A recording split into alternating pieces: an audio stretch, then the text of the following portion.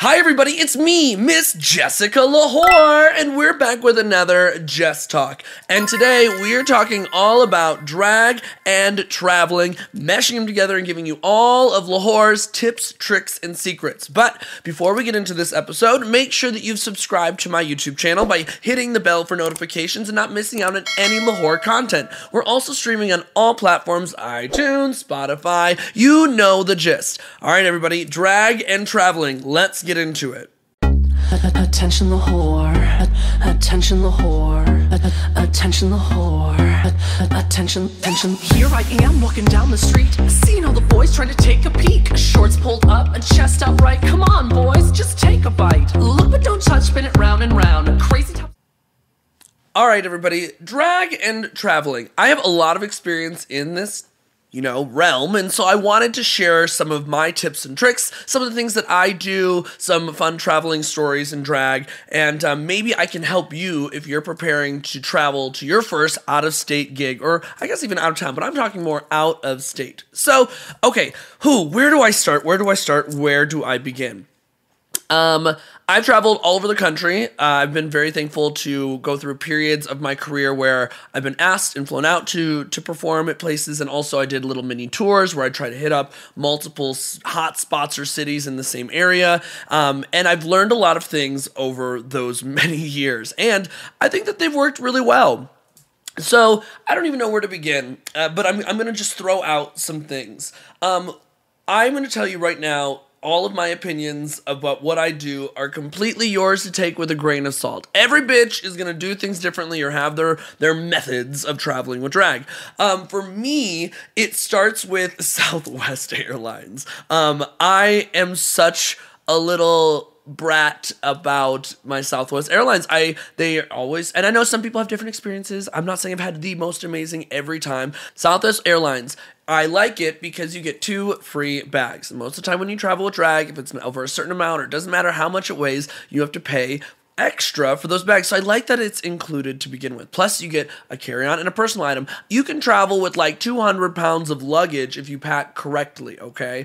And they take care of all of that. So that's the first thing. I'm kind of a little snobby when it comes to the airline. I'll fly on anything. Don't get it twisted. I will fly any plane that you want to bring me out on. But if I have a choice or a preference, it's Southwest simply for that. Plus you get snacks. They have priority check-in and help. Their customer service is really top notch. So not that I'm trying to get sponsored, hey Southwest, but I really mean it when it comes to drag and traveling, especially if you're a bitch that wears a lot of big costumes.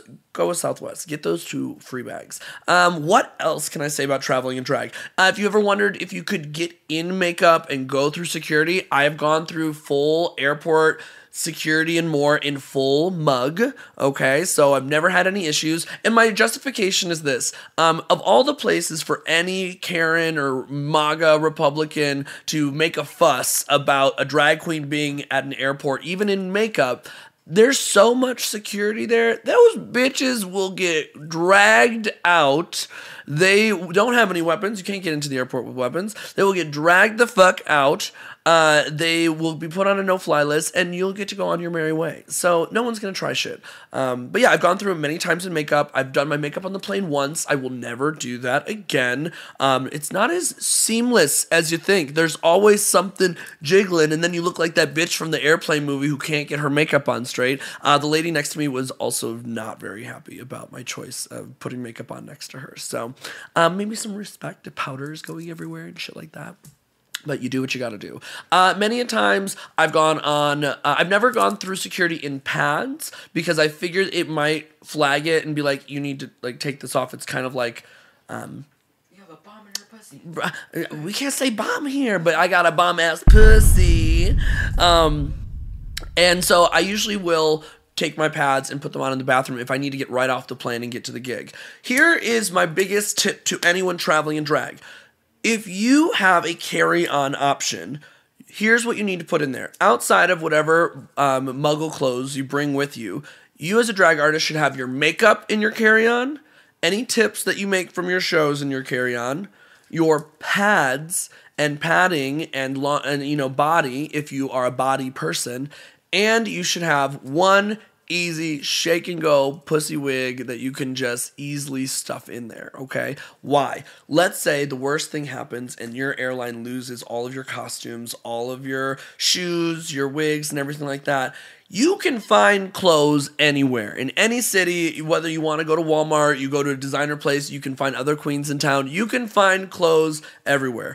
It is very difficult to find drag makeup or the makeup products that you're used to using at regular drugstores all the time, especially if you're not familiar with the area. So you have your makeup. Worst case is you have your makeup, you have your pads to put on so you can change your body if that's part of your drag. You have one wig, so if you can't find any other hair, you better brush that bitch out and you just make her work the entirety of the night. And oh, God forbid, you never get your tips back. Always put your tips in your carry-on. Don't leave them in your checked bag and then all of a sudden your bag's lost and all your money's lost too.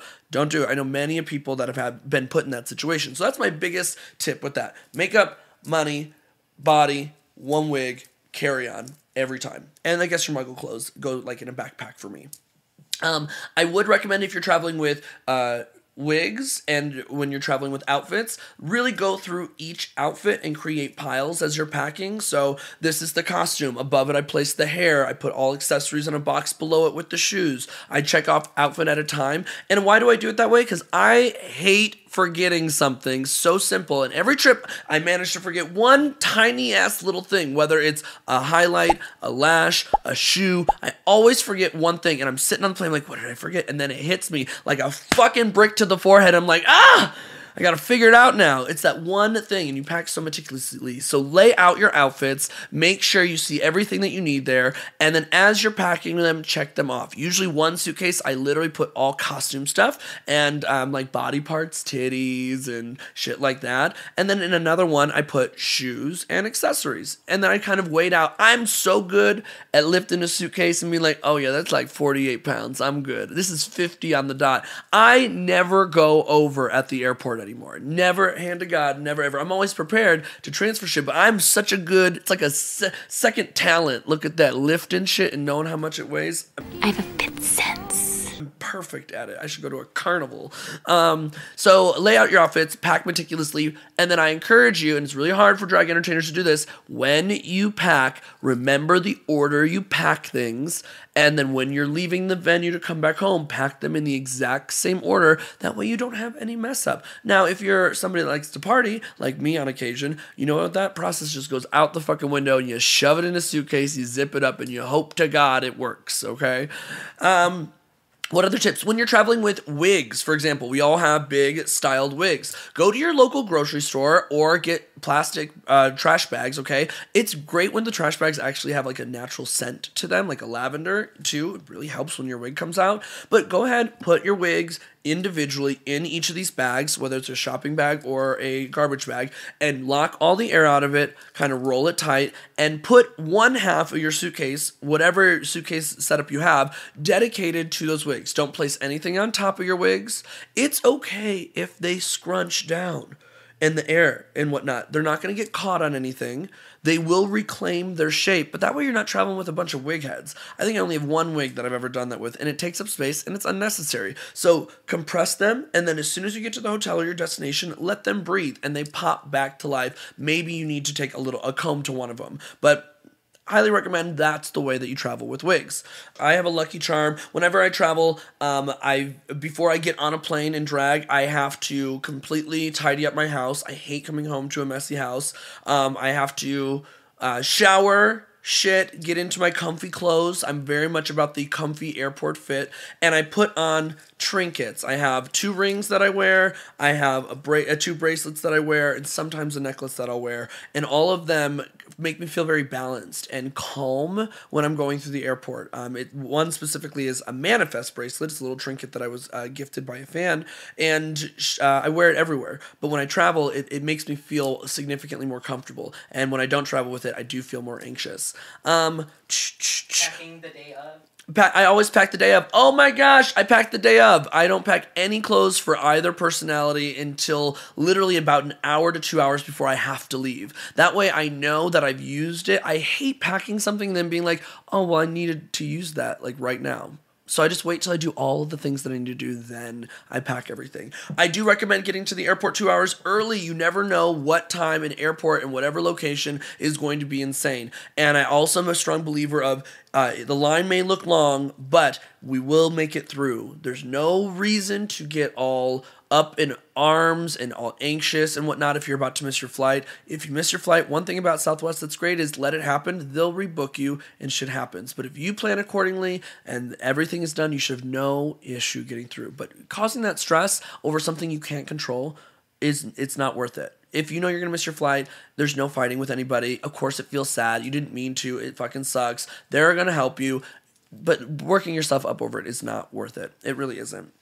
I'm always a window seat girl. When I travel, I need my window sweep. Window sweep is what we should call it. We need my window sweep because I only sleep what it feels like in moving vehicles. Trains, cars, buses, and planes. And as soon as I get on, I put my earbuds in. I put on, oh, that's gross. I put my earbuds in. I play some music. I put my little eye cover up, or I pull my hat over my eye. I put my hoodie up, and I lean over, and it's game over until I wake up. Very rarely do I not sleep on a plane ride, but I like my I'm such a princess. I like my little end seat. If you're traveling with drag and you have a lot of cover-ups, don't be afraid to be a little glamorous and wear that cover-up as your coat on there, because you get one personal item, you get one carry-on, but they're not going to tell you nothing about your coat. One, it doubles up as a blanket if it's cold. Really wonderful. Two, if you wanted to bring it and you couldn't put it in your suitcase, now you got away with it. I put on bras, I put on coats, I put on skirts just to get through the airport many years ago. I have become a Southwest snob, as we've admitted, and I was one flight away from getting my A-list status. And what I love about my A-list status is that I get on the plane, I get to pick my seat first 60 people that get on the plane get to pick their seat, and that's fine with me. Of course, you get priority when you get to go check your bags. They take care of you, and they have a different one. So if I'm a little bit late, I can go straight to that line. There's just perks that I really enjoy. And then you can get a companion pass and bring people. It's great. And I was one flight away, and so I decided to fly to Colorado Springs, which is like a 45-minute to an hour drive, and fly back immediately.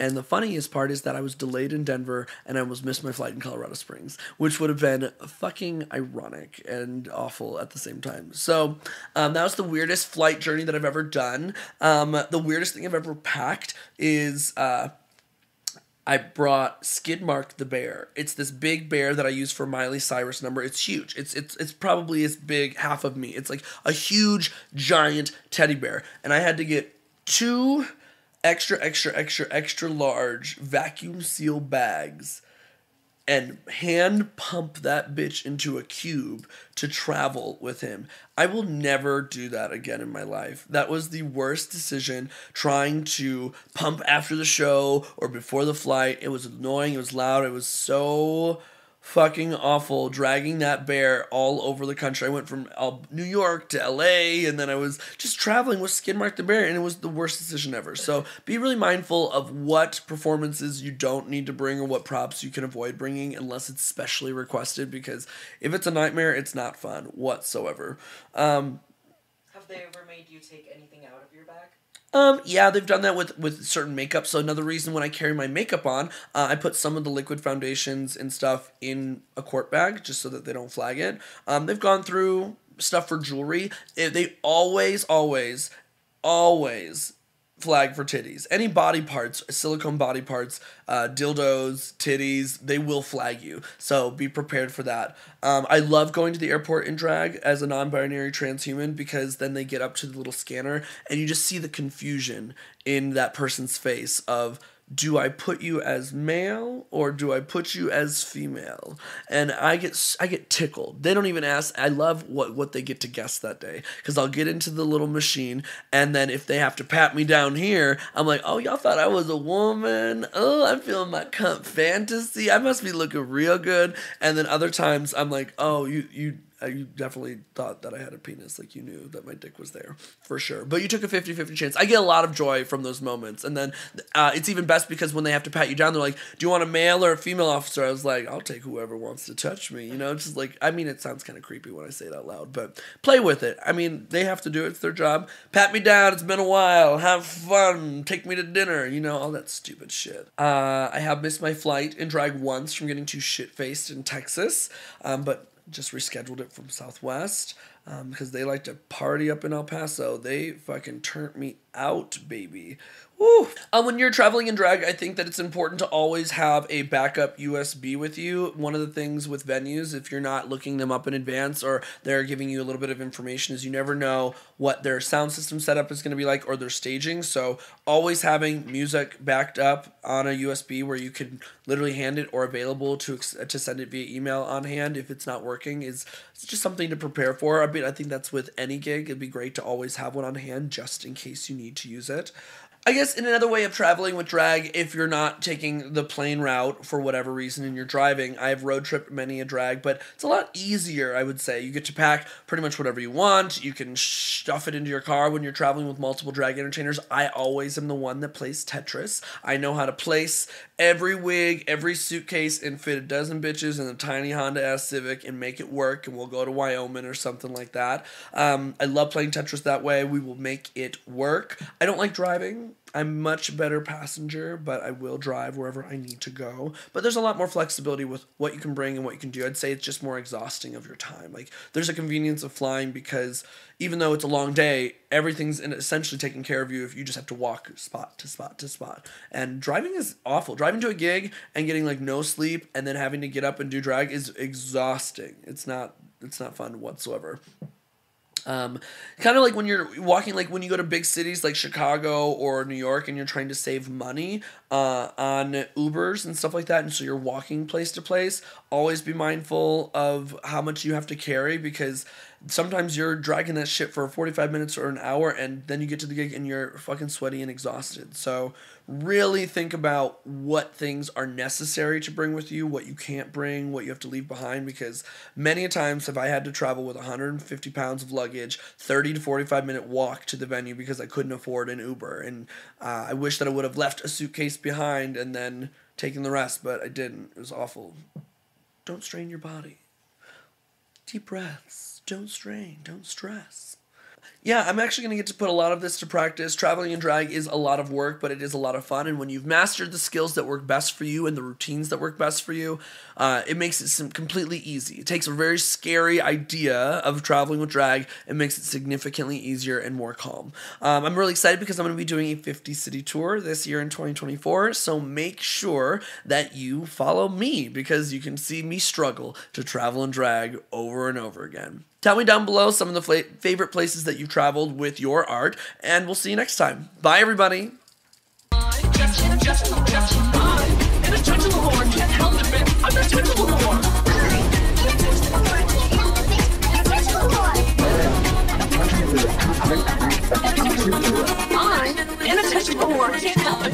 attention whore.